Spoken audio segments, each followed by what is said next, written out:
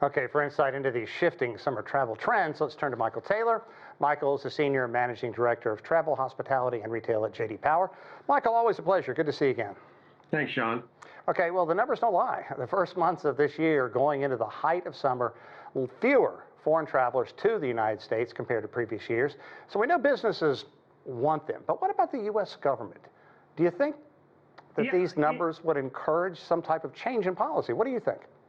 Well, I think that's really up to Donald Trump at the moment and the Supreme Court of the United States. But as we mentioned before on this program, Donald Trump is a deal maker. He's looking for a deal, not necessarily to have tariffs in place. So if these countries can make a deal with the United States, I think that would loosen things up as far as travel goes between the United States and these foreign countries. Okay, so what about the Canadians? We know that they're detouring around the U.S. right now, and Mexico, a very popular destination. And one U.S. state that's been affected by Canada kind of turning its back on the U.S., North Dakota. Reports say it's down about 30%, Canadians visiting that area compared to 2024.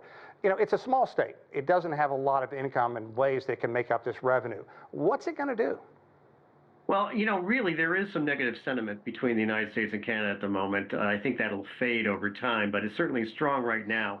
As far as what this North Dakota can do is the cheapening gas prices in the United States can be a lure to Canadians who are driving across the border into North Dakota. And that's, if I were a North Dakota tourism official, that's what I'd be touting right now. It's cheaper to drive in the United States than it is to refill your tank in Canada.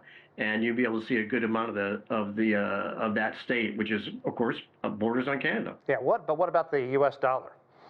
Yeah, the U.S. dollar is not as strong as it used to be, or at least it's not as much of a bargain. In your previous segment, when the woman was talking about how her Canadian dollar stretches further in Mexico, that's absolutely true, and that makes a big difference. So the combination of sentiment, anti-U.S. sentiment at the moment, and a better exchange rate for some foreign currencies being not U.S. currency, I think is really what's shifting some of the travel patterns here across the globe.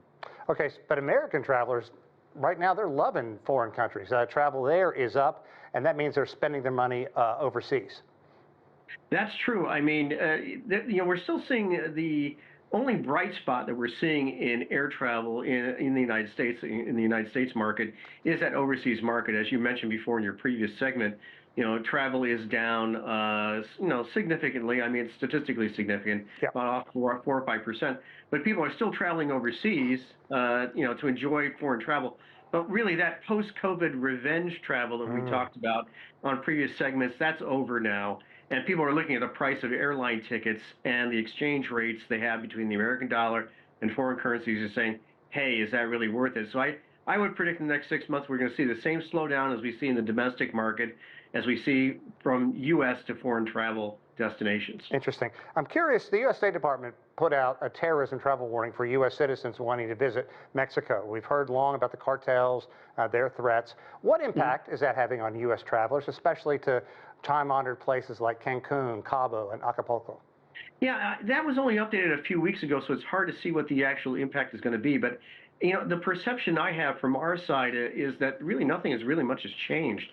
As long as you're staying within, known tourist zones and not wandering into neighborhoods where you really shouldn't be going or really don't know where you're going. It's the same today in Mexico as it has been in the last 15 or 20 years. Heck, there are places in Chicago I wouldn't recommend tourists to go to either. And, so I don't think anything really has changed. So I don't see much changing there at all as far as what the U.S. official government position is. Michael, what about cruises? COVID certainly did a number on that industry. And they've been beaten up in the media a bit, too, for the pollution that they can bring to a port. Yeah, I think that, we were all surprised when we were looking first in COVID back in 2020, 2021. We were expecting the cruise industry to really, really suffer, but it bounced back tremendously. So again, same thing with I think the same thing's happening in the cruise industry is happening with the airlines, is that prices have gone up because demand has been so high, and therefore it's going to cool off that market a little bit. That's all I see right now, and there is some eco-tourism going on, so people aren't as excited to spend time on a cruise ship where they feel it has an environmental impact on the local environment that they're traveling to. In this Thailand question, I found this interesting. It's the 8th most sought out travel destination in the world. And their tourism and sports ministry put out a plan to give 200,000 international visitors free domestic flight tickets to encourage tourism to lesser known destinations within the country. To me, that sounds really enticing. Is it working? Can it work? Your thoughts on that? I think that's a brilliant idea. As we've talked about again on this, in this segment and previous broadcasts, really a lot of this destination travel is driven by YouTube influencers or wannabe influencers who want to go to someplace different.